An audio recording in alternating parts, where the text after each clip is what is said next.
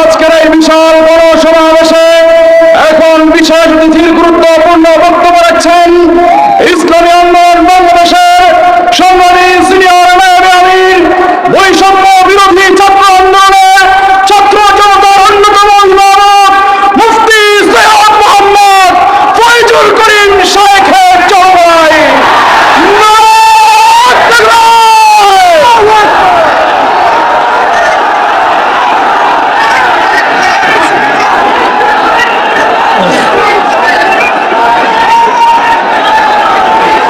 السلام عليكم ورحمة الله وبركاته. نحمد ونصلي على رسوله الكريم. أما بعد فأعوذ بالله من الشيطان الرجيم. بسم الله الرحمن الرحيم. وتلك الأيام نداولها بين الناس. صدق الله العلي العظيم.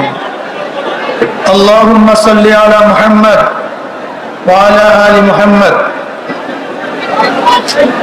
ইসলামী আন্দোলন বাংলাদেশ কর্তৃক আয়োজিত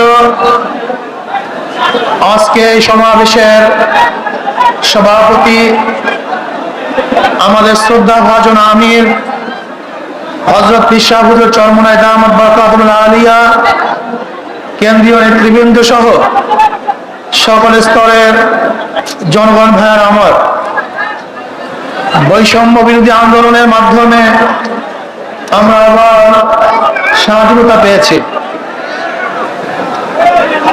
আপনাদের কথা মনে রাখতে হবে,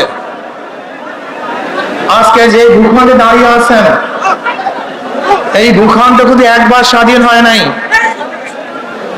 একবার আমরা ব্রিটিশদের বিরুদ্ধে আন্দোলন করেছিলাম স্বাধীনতার জন্য।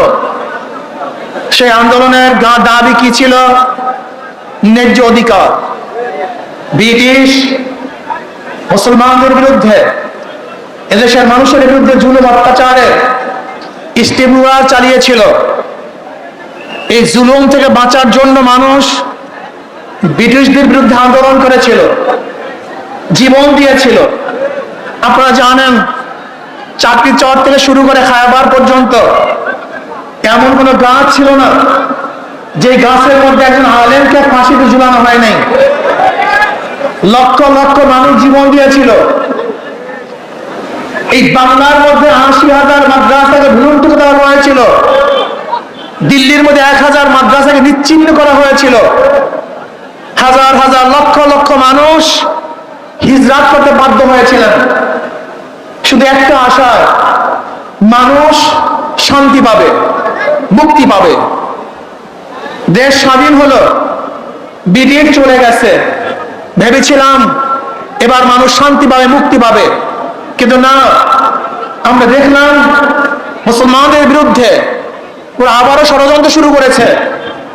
মুসলমানদের অধিকার প্রতিষ্ঠিত হচ্ছে না, মুসলমান অধিকার পাচ্ছে না।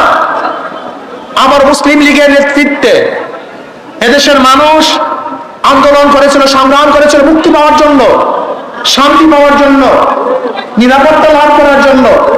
পাকিস্তান নামীয় একটা ভূখণ্ড আমরা পেয়েছিলাম, ভেবেছিলাম আমরা শান্তি পাবো, মুক্তি পাবো। পাকিস্তানের দুইটা অংশ, পশ্চিম পাকিস্তান, পূর্ব পাকিস্তান। এই পশ্চিম এবং পূর্ব পাকিস্তানের মধ্যে ১৭০০ কিলোমিটার ডিস্টেন্সের মধ্যে একই নামে দুইটা রাষ্ট্র ভাগ হয়ে, ভারত থেকে ভাগ হওয়ার কারণটা কি ছিল? একমাত্র অধিকার, একমাত্র শান্তি, একমাত্র মুক্তি। কিন্তু আমরা কি দেখেছি? পশ্চিম পাকিস্তানের লোক আমাদেরকে মুক্তি দেয় নাই, অধিকার ফিরিয়ে দেয় নাই। তারা বৈষম্যতা সৃষ্টি করেছে। চাকরি বড় চাকরি তাদের, ছোট চাকরি আমাদের, ভালো খানা তাদের, খারাপ খানা আমাদের। ভালো করবে তারা, খারাপ করবো আমরা। আবার মানুষ আন্দোলন সংগ্রাম করেছে বৈষম্যের বিরুদ্ধে, যে না, আমরা সাম্যতা চাই, আমরা প্রত্যেক অধিকার ফিরে পেতে চাই। এর জন্য দেওয়া হয়েছিল ৬ দফা, ১১ দফা, ১৮ দফা, ২১ দফা। মানুষের সেই দফার মধ্যে শুধু একটাই স্লোগান ছিল, আমরা মুক্তি চাই, শান্তি চাই। এই শান্তি পাওয়ার জন্য মানুষ আবার অস্ত্র ধরেছিল, জীবন দিয়েছিল, রক্ত দিয়েছিল। মানুষ এদেশ থেকে বিদেশে পালাতে বাধ্য হয়েছিল শুধু একটা আশায়, মানুষ শান্তি চায়, মুক্তি চায়। দেশ স্বাধীন হয়ে গেল হাজার রক্তের বিনিময়, জীবনের বিনিময়, কিন্তু না, ৭৫ আমরা কি দেখলাম? আমাদের দেশের মানুষ যাদের নেতৃত্বে এদের স্বাধীন হয়েছিল তাদের বিরুদ্ধে আন্দোলন করেছে, সংগ্রাম করেছে। কারণটা কি? মুক্তি দিতে পারে নাই, মানুষের অধিকার ফিরিয়ে দিতে পারে নাই, বৈষম্য রক্ষা করতে পারে নাই, সাম্যতাকে প্রতিষ্ঠিত করতে পারে নাই। মানুষ আবারও আন্দোলন করেছে, আবারও সংগ্রাম করেছে। আন্দোলন করলাম, সংগ্রাম করলাম, সরকার পরিবর্তন করলাম। আজকে দেশের স্বাধীনতার বয়স 52 বছর। এই 52 বছরের যারা এদের শাসন করেছে তারা একজন শাসক ছিল না, সবাই শোষক ছিল।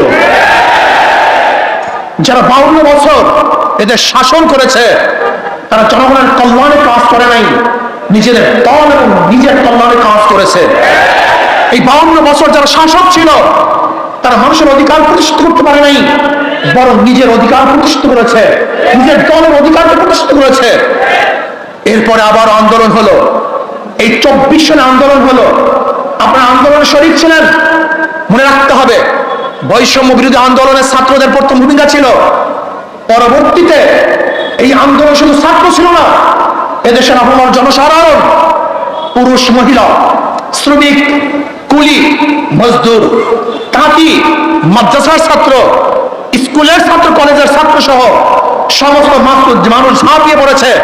আমরা মাঠে থেকে সশরীরে নেতৃত্ব দিয়েছি, এই শেখ হাসিনার জুলুমের বিরুদ্ধে আন্দোলন করেছি।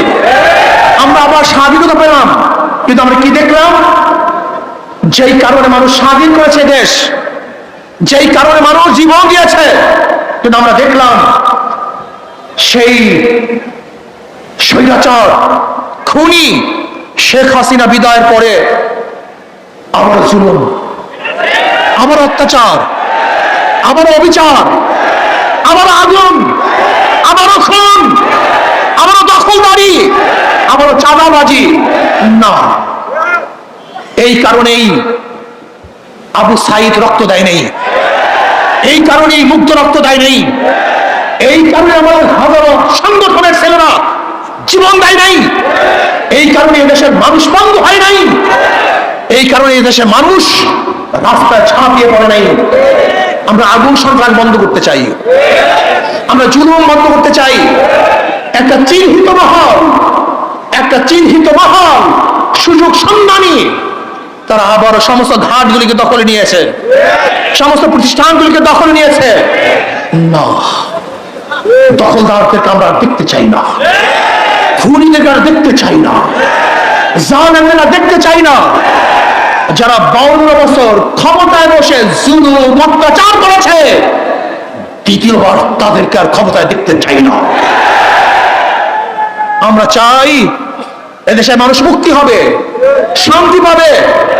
এদেশের মালিক জনগণ, জনগণের সাথে সেই মালিকানা আচরণ করা হবে, জনগণের সাথে ভাব ব্যবহার করা হবে, জনগণকে শ্রদ্ধা করা হবে, সম্মান দেওয়া হবে। কিন্তু দেখা যায় কোন অফিসের মধ্যে কোন জনগণ যদি ঢুকে, মনে হয় যেন মানুষ আসে নাই, জানোয়ার এসছে। জানোয়ারকে যেইভাবে স্নেহ করে, একটা কুকুর তোদের বিছানায় উঠায়, একটা কুকুরকে আদর করে, একটা কুকুর করে নিজের হাতে খাইয়ে দেয়, আর মানুষ রূপে আশরাফুল মাখলুকাতের প্রতি ওদের কোনো শ্রদ্ধা নাই, সম্মান নাই, স্নেহ নাই, মমতা নাই, ভালোবাসা নাই। এর কারণে দেশ স্বাধীন হয় নাই। জনাবে মুহাম্মদ রাসূলুল্লাহ সাল্লাল্লাহু আলাইহি ওয়াসাল্লাম যেরকম ফতে মক্কার দিন ঘোষণা দিয়েছিলেন, আজকে কে আমির, কে মামুর, কে সাদা, কে কালো, কে কুরাইশ, কে নন কুরাইশ, কে গোলাম, কে মালিক, এর কোনো ভেদাভেদ থাকবে না। সবাই আশরাফুল মাখলুকাত মানুষ, সবাই অধিকার সমান থাকবে।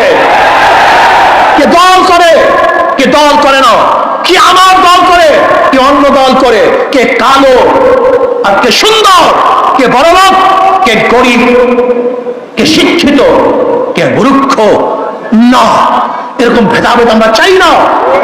কে মুসলমান, কে হিন্দু, কে খ্রিস্টান, এই ধর্মীয় বৈষম্যতা আমরা চাই না। এদেশের প্রত্যেকটা নাগরিকের অধিকার সমান থাকবে।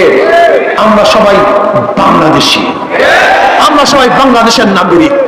আর স্বাধীনতা এবং জুলুম নির্যাতনের ব্যাপারে একমাত্র গ্রান্তি দিতে পারে ইসলাম। ইসলামের বাহিরে কোনো নীতি অবশ্য সম্মত স্থাপন করতে পারে না, মানুষের অধিকারকে ফিরিয়ে দিতে পারে না। কাজে আসুন, আমাদের কর্ম শেষ নয়, আমাদের কর্ম এখনো অনেক বাকি আছে। সমস্ত মানুষের দ্বারে দ্বারে যেতে হবে, মানুষের সেবায় আমাদের আত্মাকে উৎসর্গ করতে হবে। ইসলামী আন্দোলন বাংলাদেশের প্রত্যেকটা মানুষের নিয়ত থাকতে হবে, আমরা একজন সেবক, আমরা জালেম নই। আমরা জালেমদের বিচার চাই, অবৈধ খুনের বিচার চাই, কিন্তু নিরাপদ লোক যেন কোনো অবস্থাতেই জুলুমের শিকার না হয় সেইভাবেও আমাদের খেয়াল রাখতে হবে। অন্তর্বর্তীকালীন সরকারকে আমরা ধন্যবাদ জ্ঞাপন করতেছি। মানুষ যেই আশা, যেই বুক ভরা আশা নিয়ে রক্ত দিয়েছে, জীবন দিয়েছে, আপনারা সেই আশা এবং আকাঙ্ক্ষা বাস্তবায়ন করবেন, সেই দিকেই তাকিয়ে থাকবো। এবং আমি ছাত্র সমাজকে বলবো, অচিরেই আমাদেরকে আবার পড়ার টেবিলে ফিরে যেতে হবে, আমাদেরকে বড় বড় শিক্ষিত হতে হবে, আমাদের নিজেদেরকে করতে হবে। আমরা শুধু বাংলাদেশের নেতৃত্ব দেবো না, গোটা দুনিয়ার নেতৃত্ব এই বাংলাদেশের জনগণ দেবে ইনশাআল্লাহ। আল্লাহ আমাকে এবং আমাদের সবাইকে সেই যোগ্যতা সম্পূর্ণ নেতৃত্ব তৈরি করার, নেতৃত্ব অর্জন করার তৌফিক দান করেন। দেশকে শান্তি রাখেন, আগামী ইসলাম হুকুমত কায়েম হবে সে আশা প্রত্যাশা নিয়ে অপেক্ষায় আছি। আল্লাহ পাক যেন সেটা দেখার তৌফিক দান। যেরকম একবার বলেছিলাম, আল্লাহ যেন শেখ হাসিনার পতনের সেই অবস্থান চোখে দেখার তৌফিক দান করে। আজকে আমরা বলেছি, আল্লাহ যেন আমাদেরকেও সেই ইসলাম হুকুমত চোখে দেখার তৌফিক দান করেন। আসসালামু আলাইকুম।